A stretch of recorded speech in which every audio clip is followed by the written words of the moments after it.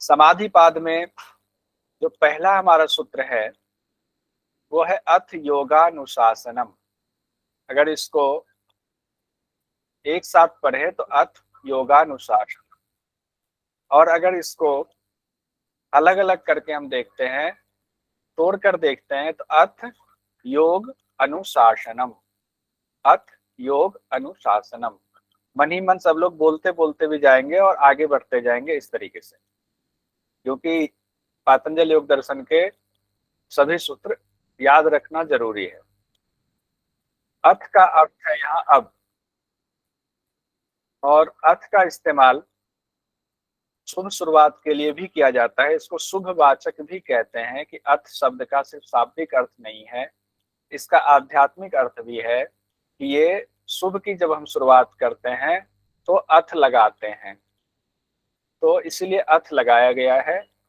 और योगानुशासनम कि अब योग की शिक्षा देने वाले ग्रंथ को प्रारंभ करते हैं। तो इसमें बहुत सारे अर्थ समाहित हैं, अनुशासन भी समाहित है, और पढ़ने का एक जो विधि विधान होता है वो भी समाहित है कि पूरे मनोयोग से इसको पढ़े।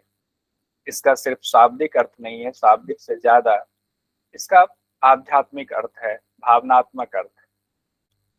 उसके बाद दूसरे सूत्र पर आते हैं जो कि बहुत ही महत्वपूर्ण है, और ये बेस है हमारे योग दर्शन का। यानी कि दूसरे सूत्र में योग की परिभाषा बता दी है महर्षि पतंजलि ने, और उन्होंने शुरुआत में ही समाधिपाद रखा है, पहले समाधि का ही वर्णन कर रहे हैं।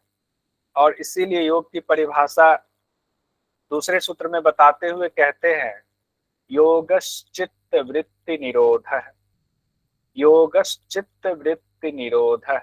और अगर इसको हम तोड़ करके देखें तो ये हो जाता है योगः चित्त वृत्ति निरोधः, और तोड़ दे इसको तो वृत्ति निरोधः हो जाएगा। तो योगः चित्त वृत्ति निरोधः, चित्त की वृत्तियों का निरोध ही योग है, चित्त की वृत्तियों का निरोध ही योग है। अब चित्त में बहुत सारी वृत्तियां उठती हैं, उसका रुक जाना, यानी कि अपने आप रुक जाना, खुद ब खुद रुक जाना उन वृत्तियों का, तब योग माना जाएगा। और वृत्तियां खुद ब खुद रुक जाए इसके लिए बहुत सारे साधन बताए गए हैं। तो चित्त की वृत्तियां, चित्त क्या है, हमारे मन में सवाल आता है कि चित्त क्या है। तो अलग अलग ग्रंथों में चित्त के बारे में अलग अलग जानकारी दी गई है, लेकिन पातंजल योग दर्शन के मुताबिक जो चित्त बताया गया है, जो जगह हम लोग आगे जब बाकी सूत्रों को देखेंगे तो उससे ये बात निकल कर सामने आती है कि चित्त का मतलब यहाँ से बुद्धि से लगाया गया है। चित्त को मेन बुद्धि माना गया, जबकि जनरली हम लोग चित्त को मानते हैं मन बुद्धि अहंकार कह देते हैं, लेकिन पातंजल योग दर्शन में बुद्धि को चित्त की तरह बार बार इस्तेमाल किया गया है। ये असंख्य वृत्तियां, एक दो वृत्ति नहीं है, असंख्य वृत्तियां हमारे मन में उठती रहती हैं, और इन असंख्य वृत्तियों को हम कई बार रोकते हैं। तो रोकना जो है वो विरोध हो गया, वो निरोध नहीं हुआ। वृत्तियों को हमने रोका कि हमें जो है ये काम नहीं करना चाहिए, ये गलत है, तो वो रोकना हुआ। लेकिन जब हमारे अंदर ही वो जैसे कि इनबिल्ट हो जाए, अपने आप वो प्रस्फुटित हो कि ये काम गलत है ही, वो विचार ही ना आए, हमें करना ही नहीं, वो निरोध हो गया कि अपने आप रुक जाना। तो चित्त की वृत्तियों का निरोध योग कहा गया है। अब कहते हैं कि चित्त की वृत्तियों का निरोध हो गया तो क्या होगा, कि मान लिया चित्त की हमने सारी वृत्तियों, जितनी असंख्य वृत्तियां हैं, सारी वृत्तियों को हमने अब निरोध कर लिया। अब ऐसा कंट्रोल हो गया हमारा कि वृत्तियां अब उठ ही नहीं रही। तो कहा गया जब वृत्तियां नहीं उठेंगी तब क्या होता है, तदा द्रष्टु स्वरूपे अवस्थानम। अब तदा द्रष्टु स्वरूपे अवस्थानम होता है, और तोड़कर पढ़े तो तदा द्रष्टु स्वरूपे अवस्थानम, द्रष्टु में यहाँ तदा द्रष्टु स्वरूपे अवस्थानम, यानी कि तब दृष्टा अपने असली स्वरूप में अवस्थित हो जाता है। कौन सा असली स्वरूप? दृष्टा कौन? तो दो चीजें हम लोग पढ़ लेते हैं, जान लेते हैं, बार बार इससे संबंधित सवाल भी आता है। दृश्य और दृष्टा, ये बाद में भी आएगा, लेकिन जानकारी के लिए, दृश्य है जो दिख रहा है, यानी प्रकृति जो डांस कर रही है, प्रकृति जो दिख रही है, जो ये माया का आक्षेप है, ये प्रकृति है, ये दृश्य है। और जो दृष्टा है, आत्मा है, वो दृष्टा उसको कहा गया, वो आत्मा जो है सब देख रहा है, यानी दृष्टा है वो। तो कहते वो दृष्टा और दृश्य का संयोग, अविद्या की वजह से उनका संयोग हुआ है। तो अविद्या की वजह से जो दोनों का संयोग हुआ है, तो उसमें दृष्टा ये भूल जाता है कि मेरा असली स्वरूप क्या है। जब दृष्टा अपना असली स्वरूप भूल जाता है, तब जब अलग अलग विधि के द्वारा चित्त की वृत्तियों का निरोध किया जाता है, तब दृष्टा को ये पता चलता है, यानी उस आत्मा को पता चलता है कि मेरा असली स्वरूप क्या है। यानी कि आत्मा अपने स्वरूप में अवस्थित हो जाता है। यानी कि तदा दृष्टो स्वरूपे अवस्थानम कब होगा? जब चित्त की वृत्तियों का निरोध हो जाएगा, तब वह आत्मा अपने स्वरूप में अवस्थित हो जाएगा। या क्योंकि अभी क्या है कि बहुत सारी असंख्य वृत्तियों में हमें सोचने का मौका नहीं मिल रहा है कि हमें नेट की तैयारी करनी है, जियारत निकल जाए, कितने नंबर से छूट जाए, हमने कौन सा, हमारा सिलेबस कंप्लीट हो गया, कौन सा नहीं हो गया, मम्मी की तबीयत खराब है कि पापा की है, या पापा के लिए क्या लाना है, बाजार से नहीं लाना है, बच्चे के लिए क्या लाना है, समय ही नहीं मिल रहा है हमें अपने लिए सोचने के लिए। तो हम क्या है, प्रकृति में उलझे, आत्मा उसमें जो प्रकाशक बना हुआ है, और आत्मा उसको अपना मान लिया कि मैं यही प्रकृति ही मैं हूँ। और जब वृत्तियां ये सारी रुकनी शुरू हुई, तब उसको ज्ञान होता, अरे बाबा ये तो प्रकृति अलग है और मेरा तो स्वरूप ही अलग है, मेरा तो इनसे संबंध ही नहीं है। तब आत्मा जो है अपने असली स्वरूप में वो आ जाता है, कहते हैं। तो सवाल आता है कि आत्मा अपने स्वरूप में, मान लीजिए कि आत्मा अपने स्वरूप में आ गया, तो कुछ देर पहले तक, यानी जब तक कि वो वृत्तियां चल रही थी, असंख्य वृत्तियां जारी थी, तब उस समय क्या था उसका स्वरूप? तो आत्मा तो आत्मा ही है, उसका स्वरूप तो एक ही होना चाहिए। तो वो स्वरूप कैसा था जो अभी आप कह रहे हैं कि आत्मा अपने स्वरूप में अवस्थित, क्या दूसरे के स्वरूप में था वो पहले? तब कहा गया है कि हाँ, अब देखो चौथे नंबर का जो सूत्र कहा गया है, महर्षि पतंजलि ने कहा है, कहते हैं वृत्ति सारूप्य मित्रत्र, या इसको कहते हैं वृत्ति सारूप्यम इतरत्र, वृत्ति सारूप्यम इतरत्र या वृत्ति सारूप्यम इतरत्र। यहाँ पर कंफ्यूज हो जाते हैं हम लोग जब इसको तोड़ कर पढ़ते हैं, हम कई बार ये समझ नहीं आता ये असली शब्द मित्रत्र है या इतरत्र है। तो जब इसको अगर हम एक साथ पढ़ेंगे तो वृत्ति सारूप्य मित्रत्र, लेकिन जब हम इसको अलग अलग पढ़ेंगे तो सारूप्यम म आ गया इसमें, तब इतरत्र आएगा, ये ध्यान रखिएगा। वृत्ति सारूप्यम इतरत्र, यहाँ लिख देते हैं वृत्ति सारूप्यम इतरत्र। यानी कि कहते हैं कि सवाल पूछा गया कि आत्मा का स्वरूप तो फिर कैसा था पहले, यानी कि जब वृत्ति का निरोध हुआ उससे पहले कैसा था? तो कहते हैं कि वृत्ति यानी कि दृष्टा जो है उन वृत्तियों से बंधा हुआ था, और उस वृत्ति के हिसाब से ही अपना स्वरूप समझ रहा था। वृत्ति के सारूप्य, वृत्ति की तरह सोच रहा था, ये जो वृत्ति है यही मेरा असली स्वरूप है। यानी कि वो वृत्ति को ही समझ रहता था कि मैं यही हूं। अभी जैसे अब इसको समझने का सबसे अच्छा उदाहरण ये है कि सपोज कीजिए हम आप ब्रह्मा जी हैं, सुनीता जी है, या पुष्पलता जी है, या संदीप जी है, हम सब जब पैदा हुए तो एक इंसान के तौर पर पैदा हुए, इंसानी बच्चे के तौर पर हम पैदा हुए। उस समय कोई भेदभाव नहीं था, इंसानी बच्चे के तौर पर हम सब पैदा हुए।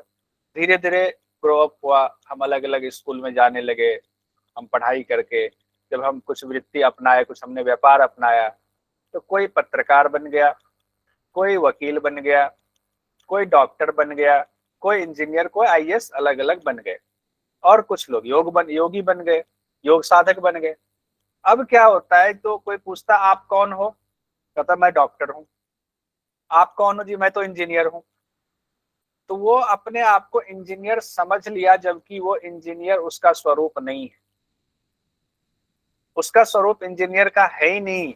उससे कोई पूछता जी आप कौन, तो मैं तो इंजीनियर हूँ, पीडब्ल्यूडी में काम करता हूँ जी, मैं तो डॉक्टर हूँ, एम्स में काम करता हूँ, एम्स में पोस्टेड हूँ, या मैं एचओडी हूँ। तो वो जो पोस्ट आया बाद में, जो कि उनके पैदा होने के साथ उनके साथ नहीं था, वो बाद में उनके ऊपर उन्होंने अपने मेहनत से या पढ़ाई से जैसे भी उस आवरण को ओढ़ा, डॉक्टर के आवरण को, आईएएस के आवरण को, या बाकी और भी आवरण को, तो अब वो कहता है कि मैं डॉक्टर हूँ, अब वो कहता है मैं इंजीनियर हूँ। तो उसी तरीके से आत्मा शुद्ध रूप में, बिल्कुल उसमें कोई गुण नहीं है, सतरजतम नहीं है, वो निर्गुण है आत्मा। लेकिन जब उस पर आक्षेप हो रहा है, जब ये वृत्तियों का सारा बंधन उस पर बंधा हुआ है, उसका कैसे हुआ है वो हम लोग पढ़ लेंगे बाद में। जब उन पर वृत्तियां उठ रही हैं और वो वृत्तियों से जुड़े हुए हैं, तब वो वृत्ति को ही अपना स्वरूप समझते। अब पांचवा है हमारा वृत्तय पंचतय क्लिष्टा क्लिष्टा। अगर साथ साथ हम इसको पढ़ते हैं तो क्लिष्टा क्लिष्टा ही होता है, लेकिन जब हम इसको अलग अलग करते हैं तो एक होता है क्लिष्ट और दूसरा भाग आएगा अक्लिष्ट। क्लिष्ट अक्लिष्ट, ये दो शब्द इसमें से निकलता है। तो एक तो पंचतय वृत्तय पंचतय, और यहाँ जो दूसरा निकलेगा इसका इसको देख लेते हैं, अक्लिष्ट। ये जानना बहुत जरूरी, नहीं तो इसमें हम लोग बहुत लंबे समय तक कंफ्यूज में रहते हैं कि आखिर इसको तोड़ करके कैसे पढ़ा जाए, एक साथ कैसे। कई बार कई लोग कहते हैं सर ये क्लिष्टा क्लिष्टा ही तो लिखा हुआ है, अक्लिष्ट तो है ही नहीं, इसमें अ छिपा हुआ है एक साथ। और जब हम इसको अलग करते हैं तो क्लिष्टा अक्लिष्टा तब आता है, यानी एक क्लिष्ट और एक अक्लिष्ट। अब यहाँ पर कह रहे हैं, वहां ऊपर तक तो वृत्ति और वृत्ति के हिसाब से आत्मा का कैसा स्वरूप था, हट गया तो अपने स्वरूप में आया, नहीं था तो पहले आत्मा का स्वरूप जो है वृत्ति के हिसाब से था। अब कहते हैं कि वृत्ति जो है वो कितने प्रकार के हैं, तो कहते हैं वृत्तय, वो वृत्तियां, पंचतय, पांच हैं, और वो उनके दो दो भेद हैं, क्लिष्ट और अक्लिष्ट। अभी हमने कहा कि असंख्य वृत्तियां हैं, तो जो असंख्य वृत्तियां हमारे मन में हमारे चित्त में उठती है, उन असंख्य वृत्तियों को सबको पांच भाग में बांट दिया गया। उसी पांच में असंख्य वृत्तियां समाहित हो जाती हैं। अब वो असंख्य वृत्तियां समाहित हो रही हैं, लेकिन जो पांच, जैसे मान लीजिए कि वृत्तियों को पांच कोठली दे दिया, एक घर में पांच कोठली उनके हो गए वृत्तियों के, और सब में जो है एक एक वृत्ति को भर दिया, और कौन कौन सी वृत्ति उनका नाम देख लेंगे अभी। और हर कमरे में दो भाग बना हुआ है, बीच में एक दीवार दिया हुआ है, और उसमें जो है दो भाग बना है, एक क्लिष्ट का एक अक्लिष्ट का। यानी कि हर वृत्ति जो है अपने अपने घर में दो रूप में है, क्लिष्ट रूप में, अक्लिष्ट रूप। तो वृत्ति पांच है। अब कौन कौन सी वृत्ति हैं वो देखते हैं, लेकिन उससे पहले क्लिष्ट अक्लिष्ट है उसको भी देख। क्लिष्ट का मतलब है वो वृत्तियां, वृत्तियों का वैसा स्वरूप जो साधना में बाधक है, वो क्लिष्ट है। कहते हैं क्लिष्ट मतलब कि उलझा हुआ है, बड़ा क्लिष्ट इंसान है, या ये बड़ा क्लिष्ट सवाल है। तो यहाँ पर कहा गया है कि योग साधना में आपको जो बाधक पहुंचाए वो आपको क्लिष्ट वृत्ति हो, और योग साधना में जो आपके कष्टों को हटाए या आपके योग साधना में जो सहायता करे उसको अक्लिष्ट वृत्ति। अ मतलब नहीं, क्लिष्ट मतलब जो क्लिष्ट नहीं है, यानी एक आपके लिए बाधा उत्पन्न कर सकता है और एक आपको सहायता प्रदान कर सकता है। तो वो हो गया सहायता प्रदान करने वाला अक्लिष्ट, और बाधक करने वाला क्लिष्ट हो गया। तो ये हमारा जो पांचों वृत्तियां दो भेद में है, क्लिष्ट और अक्लिष्ट भेद। अब देखिए एग्जाम में क्या होता है, जो अभी तक पैटर्न देख रहे हैं हम लोग, साधक पंचक शब्द कहीं था नहीं और जो है आ जाता है। अब यहाँ पर कह सकते हैं कि एक बाधक तत्व बताइए जो कि वृत्ति से जुड़ी हुई है, तो वो कौन सा है। अब इसमें दो तीन चार नाम दे दिया, अब उसमें से चुनते रहिए। तो बाधक यहाँ कौन सा हो गया, क्लिष्ट वाला बाधक हो गया, और साधक कौन सा हो गया, अक्लिष्ट वृत्ति को साधक कहा गया। अब है जो छठा सूत्र हम लोग पढ़ रहे हैं, वो पांचों वृत्तियां कौन कौन सी हैं। तो कहते हैं वो पांचों वृत्तियां हैं प्रमाण, विपर्यय, विकल्प, निद्रा, स्मृति। प्रमाण, विपर्यय, विकल्प, निद्रा, स्मृति।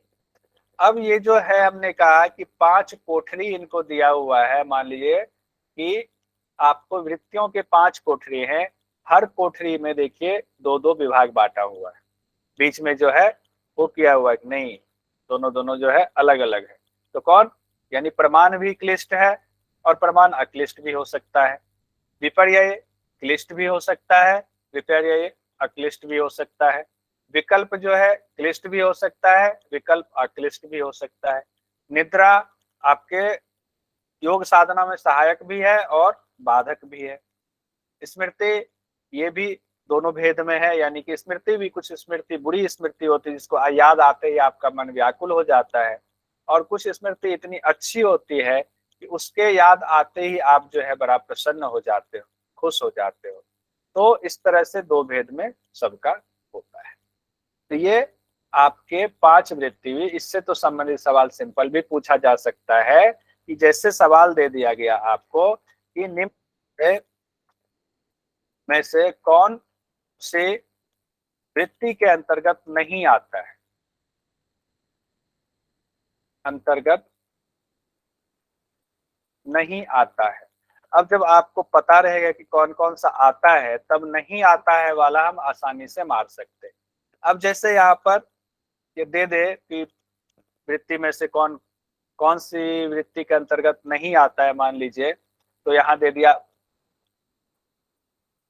प्रमाण, उसके बाद दे दिया विकल्प, उसके बाद दे दिया अस्मिता, उसके बाद दे दिया स्मृति। अब ये 4 चीजें आपको दे दी गई, तो सही आंसर इसका क्या हो जाएगा? अस्मिता। अस्मिता, अस्मिता क्या है?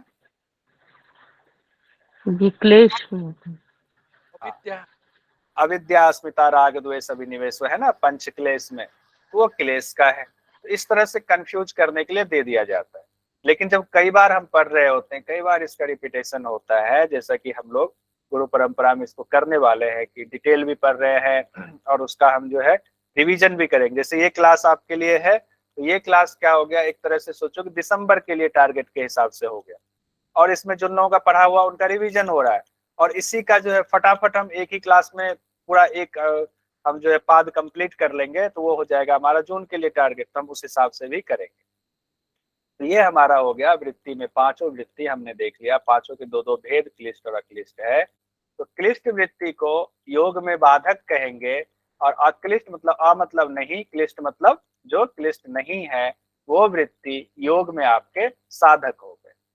7वां सूत्र है हमारा प्रत्यक्षानुमानागमाः प्रमाणानि। अब इसको अगर अलग तोड़ करके देखें तो क्या आता है, प्रत्यक्ष अनुमान आगमाः प्रमाणानि।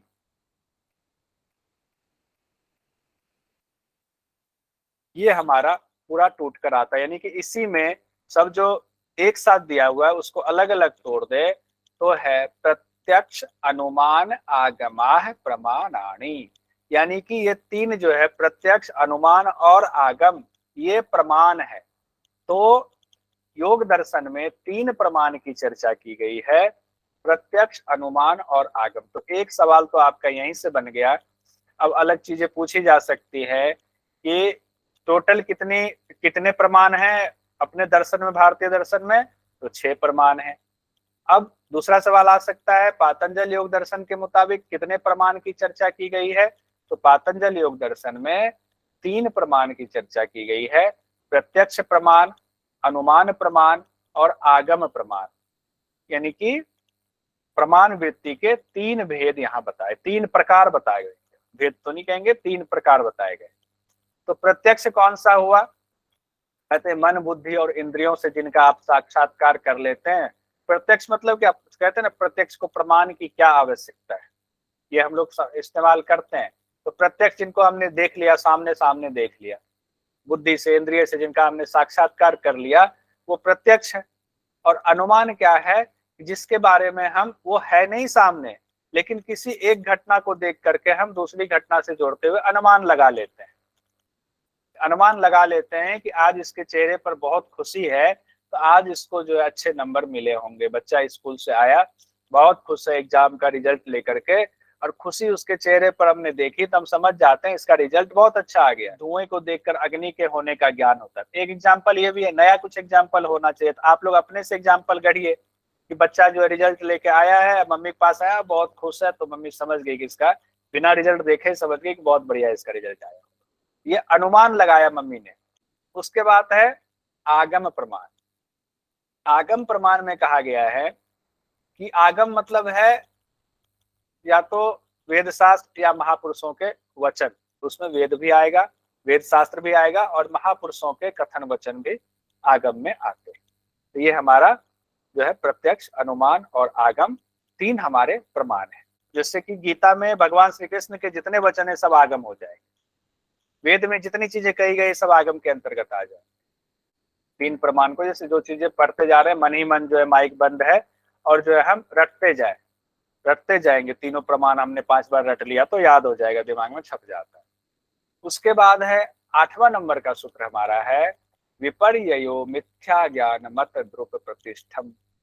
विपर्ययो मिथ्या ज्ञान मत द्रुप प्रतिष्ठम। अब विपर्य जो दूसरी वृत्ति है हमारा, वो विपर्य है। विपर्य को की यहाँ पर व्याख्या की गई है कि जो मिथ्या ज्ञान है वही विपर्य है। तो मिथ्या ज्ञान क्या होगा, जिससे मिथ्या ज्ञान से जो हम उस झूठ को हम सच समझ लेते हैं, वो विपर्य। जैसे कि आप समंदर किनारे घूमने गए कहीं पर, और समंदर किनारे आपको कोई चीज चमकती हुई लगी, आपको लगा शायद चांदी किसी का छूट गया हुआ है, तो आप गए दौड़कर उसको चांदी समझ करके उठाने के लिए, तो पता चला कि वो सीप थी, और सीप पर जो है चांदी की, जैसे सिल्वर कलर की जो है अंदर सीप जो है सिल्वर कलर का होता है, उस पर धूप की रोशनी पड़ी, हमारे आंखों पे पड़ी, तो हमें लगा कि वो चांदी है, तो हमें चांदी का आभास हुआ। जबकि सच क्या था, वो चांदी थी ही नहीं, तो वो मिथ्या था। लेकिन मिथ्या का अर्थ यहाँ पूरी तरह से झूठ भी नहीं कहते।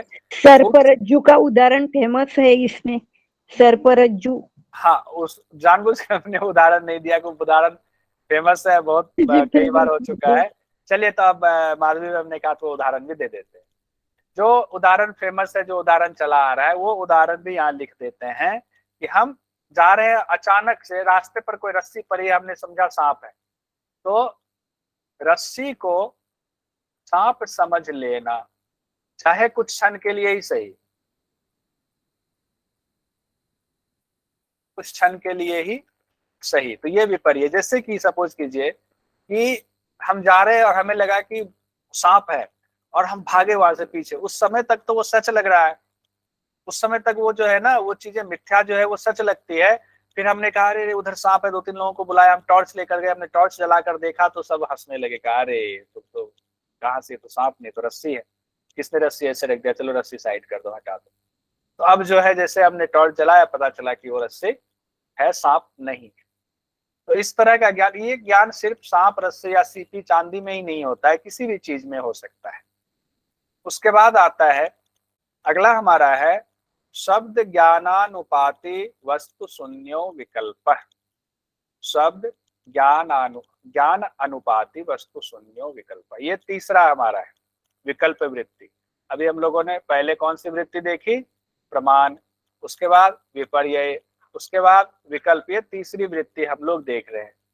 शब्द से उत्पन्न ज्ञान के हिसाब से चलना, जो कि वस्तु से रहित है, विकल्प वृत्ति है, यानी सुनी सुनाई बातों के आधार पर मान्यता करते हुए चलना।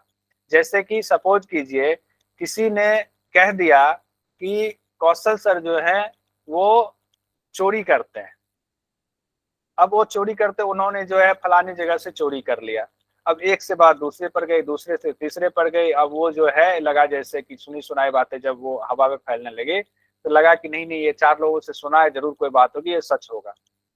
तो जबकि वो वस्तु से रहित है। हालांकि इसके कई उदाहरण हो सकते हैं, एक सिंपल सा उदाहरण हम दे रहे हैं कि शब्द जो है वो उस वस्तु विशेष जो सच्चाई है, उस सच्चाई से ये शब्द जो है बिल्कुल अलग है। हाँ, अगर वाकई हम है तब लागू नहीं होगा, लेकिन अगर हम नहीं हैं और शब्द जो है हमें चोर बना रहा है, जबकि सच्चाई ये है कि हम चोर है ही नहीं। अब किसी ने कहा कि वहां पर जो है हाथी जा रहा है, पता चला हाथी है ही नहीं। अरे सुनी सुनाई बात, वो तो हाथी था ही नहीं, ऐसा कुछ था ही नहीं।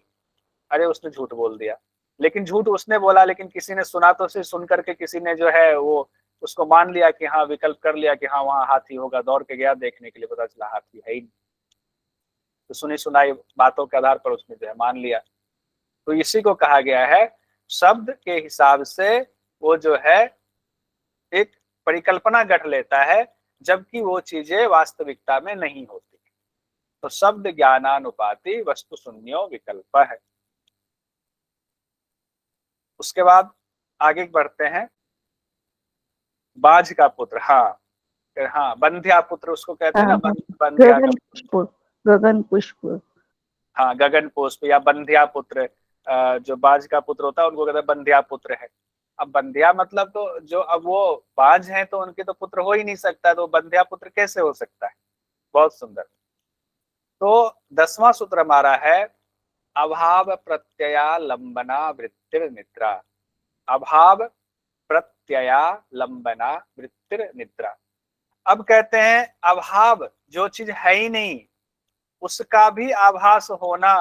अब देखिए इसको समझने में ऐसे कहते हैं जैसे कि हम रात को सोए, अब तो हम सो गए, हमारी इंद्रियां भी अभी काम तो कर नहीं रही हैं, वो आंखें बंद है, सब ना हम खा रहे हैं ना पी रहे हैं, शरीर जो लेटा हुआ है, लेकिन फिर भी अब सब कुछ का अभाव है, मान लेते हैं हर चीज का अभाव है। लेकिन जब सुबह हम सोकर उठते हैं तो कहते हैं वाह आज बहुत अच्छी नींद आई। तो आप तो थे ही नहीं, आप तो निद्रा में थे, तो आपको कैसे पता कि बहुत अच्छी नींद आई कि खराब नींद आई, क्या था, आपको पता नहीं रहना चाहिए।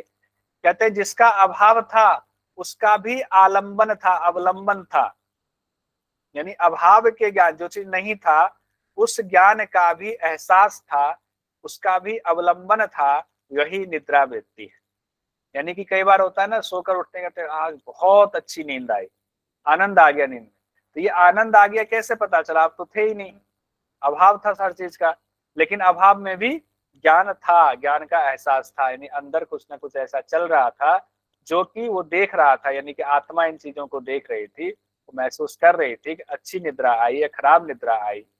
तो इसका मतलब है कि अभाव के ज्ञान का अवलंबन होना निद्रा में।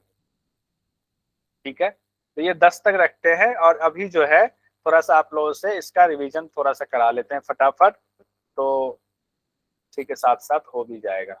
हम कुछ क्वेश्चन कर लेते हैं महत्वपूर्ण। पहला क्वेश्चन है, देखिए सब लोग जवाब देंगे, मैसेज करेंगे, और हो सकता है कि इसमें पूछ दो डायरेक्ट तो वो जवाब दे देंगे। पातंजल योग दर्शन का पहला सूत्र है अथ योगानुशासनम योगश्चित्त वृत्ति निरोध वृत्ति सारूप्यम मित्रत्र इनमें से कोई नहीं। तो धर्मेंद्र जी, खैर आपका तो पता ही होगा।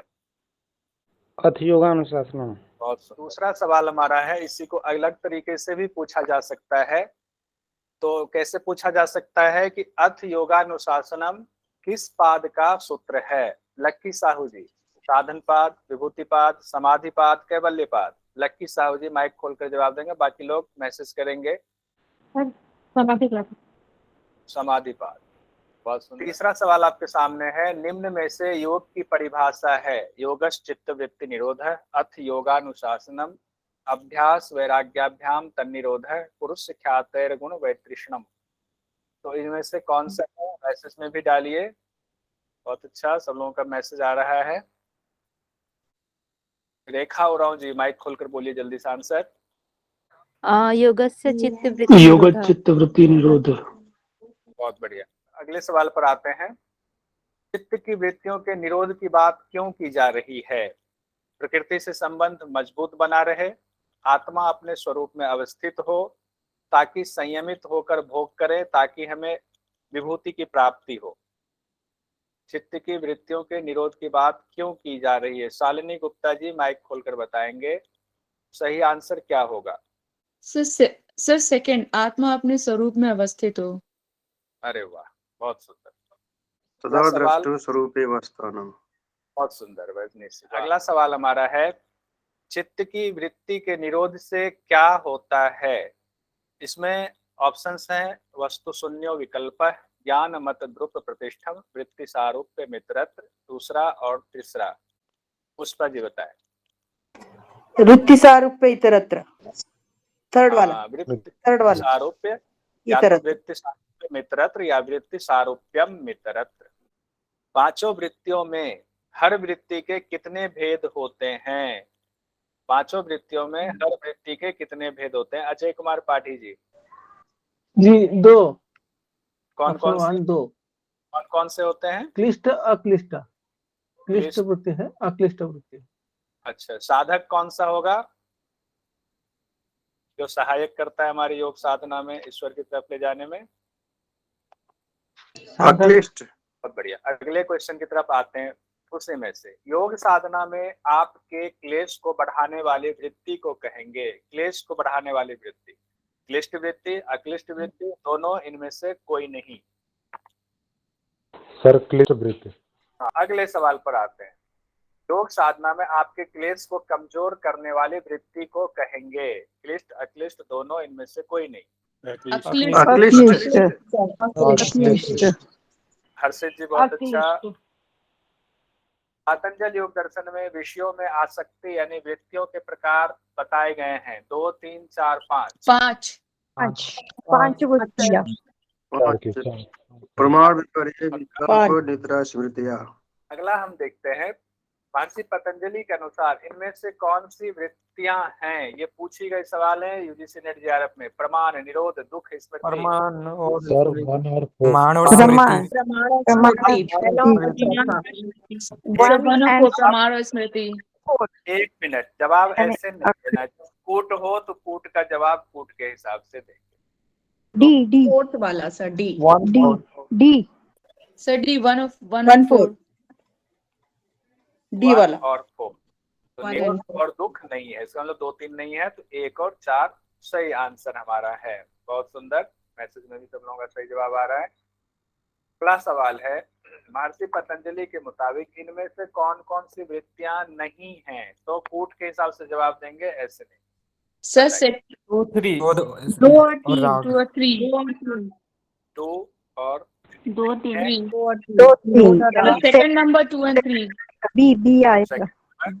सेकंड नंबर 2 और 3 बी आएगा। बहुत सुंदर, सही जवाब है। प्रमाण और स्मृति है, निरोध और राग नहीं है। तो नहीं पूछा गया है, तो निरोध और राग यानी 2 और 3। अगला सवाल है, पतंजलि योग सूत्र के अनुसार प्रमाण कितने हैं? सर 4 3 4 4 नंबर तीन यानी कि 3। नाम भी बता दीजिए कौन कौन सा है? प्रत्यक्ष, अनुमान, अनुमान, प्रत्यक्ष, अनुमान, प्रत्यक्ष, अनुमान, आगमन। एक चीज ध्यान देंगे, आगम को ही शब्द प्रमाण भी कहा जाता है। अगर आपको प्रत्यक्ष, अनुमान, आगम की जगह पर शब्द आ जाए तो घबराएंगे नहीं, आगम को ही शब्द प्रमाण भी कहा जाता है। अगले क्वेश्चन पर आएंगे। पतंजलि के अनुसार इनमें से प्रमाण हैं। अब देखिए वही सवाल, ये पूछा गया सवाल है, ध्यान रखिएगा। 1 और 2 1 2 यानी ये लोग, हाँ, मैसेज में बहुत अंदर, हर्षद जी, आनंद जी, रजनीश जी, ब्रह्मा जी, सब लोगों का सही जवाब आ रहा है। तो पूरा आंसर देना है 1 2 यानी पहला वाला। तो प्रत्यक्ष, अनुमान, आगम, विकल्प और निद्रा नहीं है। कई सवाल इसमें से तो जो नेट जेआरएफ में पूछे गए थे, इसमें मार्का लगा हुआ है, कोई नहीं। अब देखिए, महर्षि पतंजलि के अनुसार प्रमाण है, दूसरे तरीके से सवाल पूछा गया। इसमें 3 दिया हुआ है, अनुमान, प्रत्यक्ष, विकल्प, आगम। 1 2 और 4 है। 1 2 और 4 ऑप्शन ए। 1 2 and 4 1 तो 2 आप कह सकते हैं 1 2 और 4 यानी ए ऑप्शन, एक ऑप्शन नहीं। बहुत सुंदर, पहला वाला। रमेश ने रस्सी को सांप समझ लिया, इस दौरान कौन सी वृत्ति आ गई?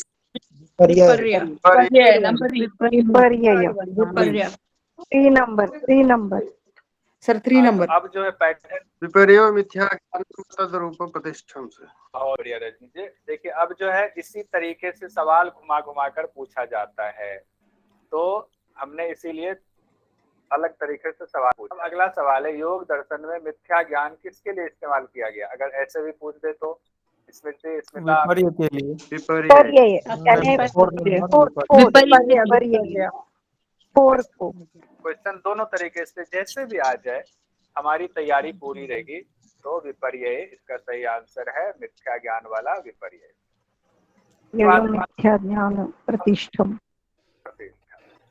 बाद देखते हैं, मोहन ने श्याम से कहा कि सुबह आसमान में घोड़ा उड़ता जा रहा विकल्प था। वृत्ति होगा। विकल्प 3 नंबर विकल्प वृत्ति। विकल्प विकल्प वृत्ति का कोई सूत्र भी बता दीजिए रजनी से। विपर्यो मिथ्या ज्ञानात् विपर्यो मिथ्या ज्ञानम शब्द ज्ञानानुपाति शब्द ज्ञानानुपाति ज्ञानानुपाति वस्तु शून्य विकल्पः। पूजा जी किसकी बात हो रही थी? विकल्प नहीं सर, विपर्य। अब ये कौन सा है बताइए, ये कौन सा है? 3 नंबर आता है मोहन श्याम घोड़ा शब्द ज्ञानानुपाति वस्तु शून्य विकल्प। ज्ञानानुपाति वस्तु शून्य विकल्प। जी सर गलती हो गया। ठीक ना पूजा जी? हाँ ध्यान रखेंगे। तो ये है विकल्प का। अब अगला है, देखिए, शब्द ज्ञानानुपाति वस्तु शून्यो, खाली स्थान को भरे। तैयारी नंबर होगी। 3 विकल्प। विकल्प विकल्प विकल्प 3 नंबर। तो इस तरह से हमें तैयारी करनी है। एग्जाम में किसी भी तरीके से पूछा जा सकता है। सूत्र को आधा देकर के पूछा जा सकता है, पूरा देकर उसका अर्थ पूछा जा सकता है। अब एक है सवाल आपके सामने। सोकर उठने के बाद राकेश ने कहा कि उसे बहुत अच्छी निद्रा वृत्ति। सर 4 नंबर निद्रा। निद्रा वृत्ति। निद्रा निद्रा पक्का? जी सर। जी सर। अभाव के ज्ञान का अवलंबन कौन सी वृत्ति है? तो ये बता दीजिए जाने निद्रा वृत्ति। निद्रा बना वृत्ति निद्रा अभाव प्रत्यालंबना वृत्ति निद्रा। अब उत्तम जी बता दीजिए, अभाव वृत्तिर निद्रा खाली जगह में निम्न में से क्या आएगा? प्रत्यय सर और लंबना। प्रत्यय लंबना।